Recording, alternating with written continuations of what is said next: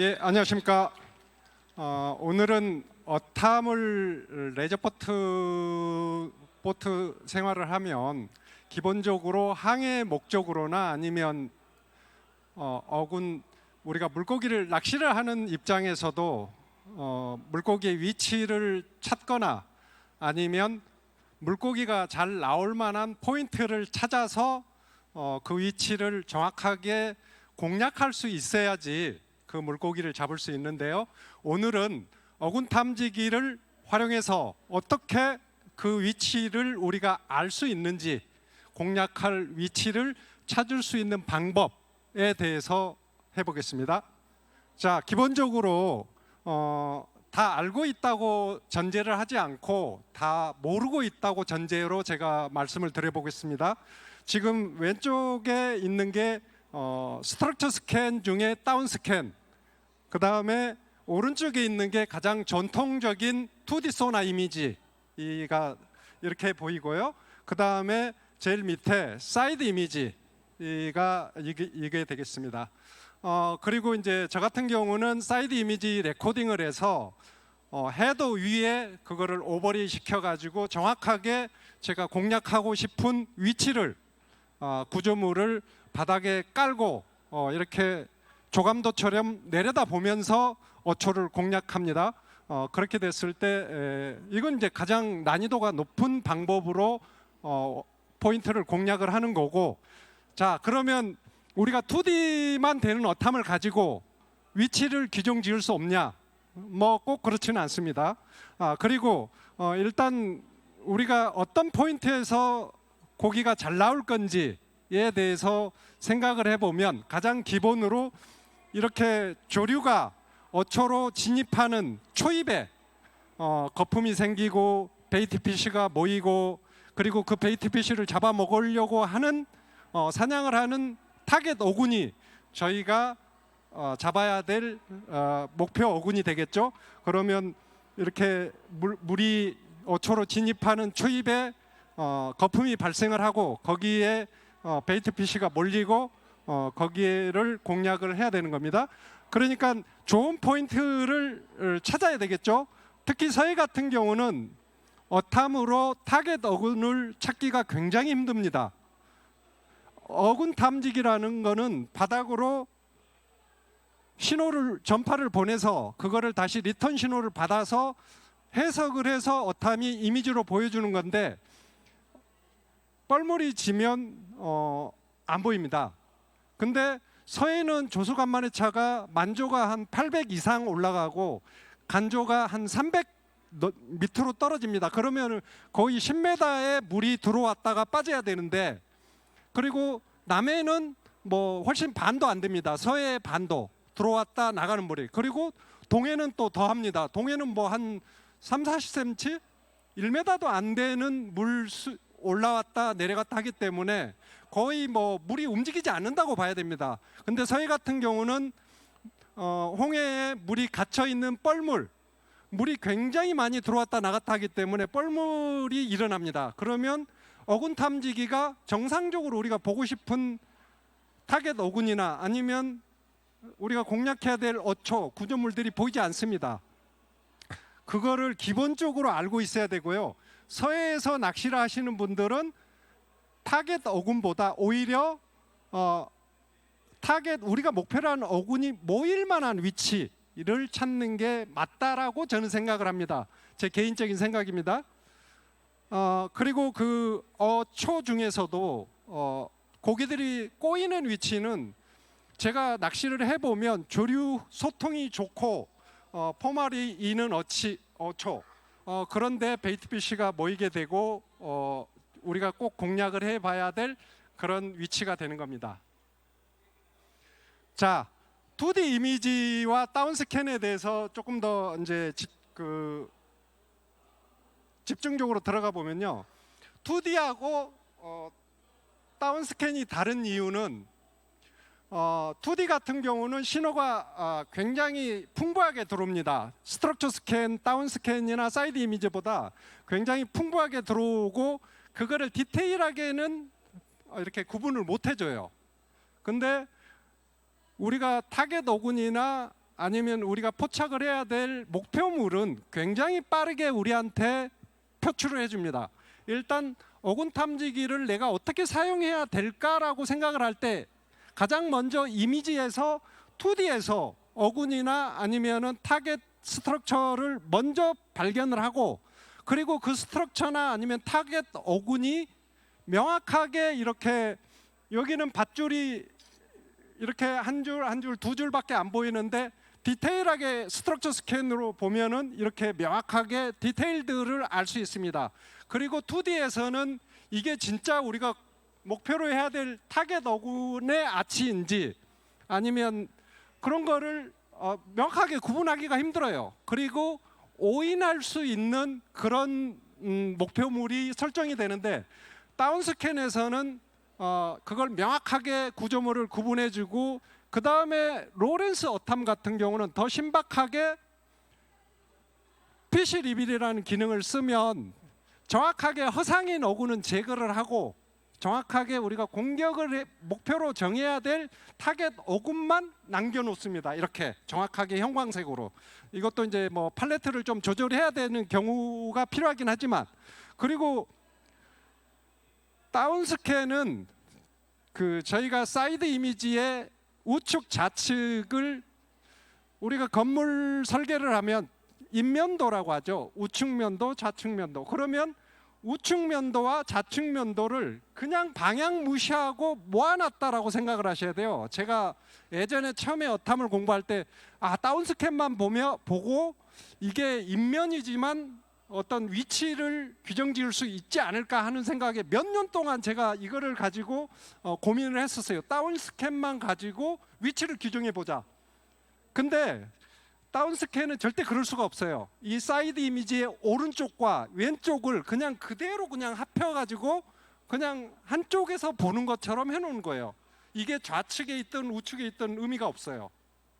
그렇기 때문에 여러분들도 다운 스캔의 그 기능은 2D에서, 그리고 바닥 단면 굴곡 지형도 2D가 원뿔 탐사 범위가 되고, 그 다음에 다운 스캔은 스트럭처 스캔을 해서 이렇게 브레이드 칼날처럼 날카로운 빔을 쏘고, 2D는 원형 탐색 빔을 쓰는데 전혀 다른 생각을 해요. 저희가 2D에서 타겟 어군이 들어오면 보이기 시작한다, 그렇게 생각하는데 바닥 스트럭처 지형을 보는 입장에서는 똑같다고 보셔도 돼요. 지형의 어떤 이 단면의 오르내림은 똑같다고 보셔도 되고요. 자, 이제 2D에 대해서 알아보겠는데요. 2D가 위치를 규정하기 힘들다고 사람들이 많이 생각해요. 저는 그 말에 동의하지 않습니다. 2D도 규정을 할 수 있습니다. 어떻게 할 수 있느냐? 2D의 주파수를 이해하면 그게 가능합니다. 여기 보시면 고주파 200kHz가 있고 저주파 83kHz가 있는데, 고전적인 2D 소나는 수심이 30m라면 그 원뿔의 제일 밑바닥 지름이 30m입니다. 1대1이니까. 그 다음에 고주파 200kHz는 수심이 30m라면 그 지름이, 내가 그 이미지를 어탐에서 보여주는 그 지름의 밑바닥 크기가 10m가 되는 거죠. 수심이 30m라면. 자, 그러면 우리가 여기에 고기가 3마리 있는데 이거를 이 10m에만 집어넣을 수 있으면 내 보트 밑에 10m 안에 고기가 있는 겁니다. 이 이미지에 2D 이미지에 어군이 물고기가 나타났다면 10m 안에 물고기가 있는 거예요. 그러면 채비로 내리면 그 10m에 5m 중간에다 내가 채비를 내렸다고 그러면 물고기가 보통 한 5m는 쫓아와서 물어줍니다. 그러니까 2D로도 위치를 규정할 수 있다. 이거를 이해하시고요. 뭐 요즘은 2D 소나 빔의 그 각도나 이런 것도 많이 변했습니다. 뭐 내로 좁은 빔, 와이드 넓은 빔, 뭐 이런 식, 이제 이렇게 변하는 이유는 기술적으로 첩프가 요즘은 대세이기 때문에 그것 때문에 저런 식으로 변해서 조금 더 풍부한 이미지와 분별력을 높이기 위해서 스트럭처 스캔에까지 셔플을 기능을 추가하기도 합니다. 근데 그리고 이제 이 폭도 점점 줄어들고 있어요. 자, 여기에 보면은 여기 PC 리빌 옵션이 있다고 그랬죠. 다운 스캔에서 이렇게 어군이 포착되면 2D에서는 그냥 아치로만 보이는데 이렇게 명확하게 형광색으로 아치를 돋보이게 해주는 그거를 이해하시면, 저거를 잘 활용하시면 물고기, 그리고 요즘은 또 이렇게 사이드 이미지에서도 PC 리빌 기능을 지원합니다. 이렇게 형광색으로 물고기가 나타나면 입체적으로 좌우 어디에 타겟 어군이 존재하는지, 2D나 다운스캔에서는 단면에서 한 일직선상에만 있다라고 보여지는데 사이드 이미지는 그렇지 않습니다. 그리고 자, 사이드 이미지를 조금 더 이해를 해보면 이거 굉장히 저도 어탐을 집중적으로 연구하면서 힘들었던 부분이에요. 사이드 이미지에서 타겟 어군이나 아니면 구조물의 위치를 규정하기가 그렇게 쉬운가? 그렇지 않습니다. 굉장히 생각보다 어려워요. 가운데 여기 이제 사이드 이미지에서 어탐 범위를 정해주면 일단 기본적으로 보트 물 표면에서 바닥까지 수심이 여기에 표현되고요. 그 다음에 범위에서 수심을 뺀 거가 한쪽 편을 탐색할 수 있는 범위가 되는 거고요. 그러면 어탐에서 정해주는 수심 범위는 배를 중심으로 한쪽의 끝까지만 수심을 포함한 길이가 탐색 범위가 되는 겁니다. 그 다음에 제가 여기에 수심과 수층이라고 써놓은 게 있어요. 수층이라고 왜 써놨냐 그러면, 수층이라고 써놓은 이유는, 자, 이 지금 기둥이 원산대교의 교각 다리 밑에를 지지하고 있는 파일입니다. 이게 4개가 날라리 이렇게 들고 있는 또 그의 콘크리트 덩어리가 있긴 한데, 그거를 제가 스캔을 해서 사이드 이미지로 이렇게 한 게 이거예요. 그러면 지금 이 단면, 그 다운 이미지에서는 단면처럼 이렇게 내 보트 일직선상에 있는 것처럼 보이지만 사실은 이 그림자가 시작되는 이 부분쯤에 서 있습니다. 그 기둥이. 그 다음에 이 다운 스캔에서 이렇게 보여지는 길이가 더 높죠. 그러니까 이 수층에서는 요 정도만 나타나고 사실은 한 이 정도에 물러나 있는 겁니다. 그리고 그러면 수층에서 보이는 그 목표물은 어디에 도대체 있는 거냐, 이거를 좀 생각을 해봐야 돼요. 수층에 보이는 거는 여기 위에 있는 이 파란 원 있죠. 바닥을 최대 지름으로 반지름으로 하는 이 바닥을 안에 들어오면 이 수층에 보이는 거고, 이 파란색 범위를 벗어나면 이 그림자와 요 바닥에 깔리게 되는 겁니다. 그러니까 그 부분은 그렇게 이해하시면 돼요. 사이드 이미지를 어렵게 위치를 규정할 때 굉장히 쉽지는 않아요. 그렇지만 이 개념을 이해하시면 뭐 그렇게 어렵지는 않습니다. 자, 이거는 제가 이제 사이드 이미지로 물에 가라앉아 있는 침선이라고 하기는 그렇고, 보트가 바다에 어선배가 하나 가라앉아 있는 거를 사이드 이미지로 스캔을 한 겁니다. 그러면은 이 주변에 또 물고기들이 모이게 되겠죠. 그러면은 정확하게 저 형상을 저렇게 들여다보고 공략을 하면 고기 우럭 같은 경우 아주 잘 물죠. 그 다음에 이렇게 사이드 이미지를 이렇게 사이드 이미지가 잘 보이게 하려면 사이드 이미지를 일직선으로, 보트를 일직선으로 반듯하게 그리고 일정한 속도로 진행을 하시면 이렇게 이미지가 이쁘게 나옵니다. 자, 최근에 그 소나 기술들은 엄청나게 발전을 하고 있습니다. 우리가 2D 소나 이미지가 위치를 좌우 센터의 위치를 규정할 수 없는데, 요즘은 2D 소나에서 위치를 더 정확하게 보트 밑인지 좌현인지 우현인지를 알 수 있습니다. 이 PS70이라는 가면에서 나오는 이런 소나 장비는 정확하게 보트 중심에서 왼쪽으로 40도 구간에 어군이 나타나면 이렇게 2D 이미지에서 이렇게 표출을 해줍니다. 그리고 중앙 보트 바로 밑에 40도 내에 물고기가 나타나면 이렇게 보여집니다. 중앙 40도. 그 다음에 우연에 40도 구간에 물고기 어군이 포착됐다. 그 다음에 여기에는 이제 이거는 지금 참돔 타이라바를 하는 상황인데 타이라바는 한쪽으로 이렇게 전체 사람들이 한쪽에 서가지고 타이라바를 이렇게 한쪽으로 물 쪽으로 물 조리 가는 쪽으로 흘리잖아요. 그러면은 사실은 이 40m 굉장히 40도가 굉장히 멀어요 보트에서. 그러면 타이라바는 가볍기 때문에 그쪽으로 이렇게 타이라바가 올렸다가 내렸다가 한 5바퀴, 6바퀴, 10바퀴 감았다가 내렸다가 하는 이 채비가 움직이는 것까지 이렇게 보이고 그 채비를 따라서 어군들이 지금 이렇게 그거를 채비를 쫓고 있는 게 이렇게 그냥 리얼하게 볼 수 있습니다. 내 채비가 흘러가 있는 정확한 위치를 볼 수 있고 그 다음에 내 채비 주변에 내가 유혹하고 있는 어군이 있는지도 알 수 있습니다.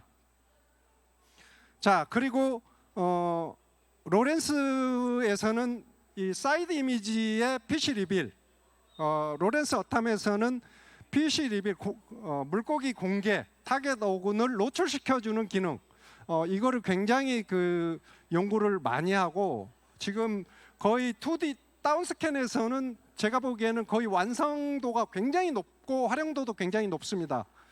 근데 그거를 입체적으로 어떻게 사이드 이미지 전체 바닥 범위에 펼칠 수 있을까에 대해서 최근에 굉장히 연구를 높여가고 있습니다. 사이드 이미지에서 로렌스 프로 HDS 프로 같은 경우는 사이드 이미지 PC 리빌이라고 S3100 소나 모듈을 장착하고 HD 소나를 달게 되면 이렇게 뭐 제가 이제 테스트를 해본 결과 이렇게 단면에 가운데 많이 몰리지 않냐라고 하실 수 있는데 보면은 진짜 어군이 이런 근처에 우연이나 좌연의 이런 구조물에 어군이 있으면 굉장히 이렇게 밝은 형광색으로 표출을 정확하게 해줍니다.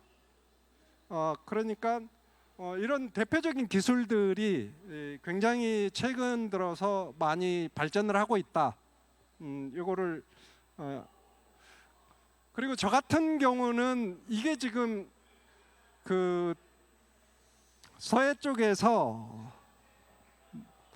안면도권 쪽에서 서쪽으로 한참 나가다 보면 태서라는 섬이 있습니다. 태서라는 바위섬을 제가 바위섬 주변 한 40m 반경을 사이드 이미지로 레코딩을 쫙 해가지고 그 섬을 주변으로 어떻게 바닥 지형의 구조물이라 바닥 안반이라든지 아니면 산이질 이런 게 어떻게 깔려 있고 내가 이 섬 주변을 어떻게 공략할까 해서 섬 한 바퀴를 전체 스캔을 해서 그냥 해도에 깔아봤어요. 그러면 사이드 이미지에서 이렇게 이런 부분이 뭐 그림자, 저는 이제 그림자보다는 사이드 이미지를 이렇게 레코딩을 하지 않더라도 이렇게 보면 바닥이 약간 까뭇까뭇한 약간 좀 어두운 부분이 있어요.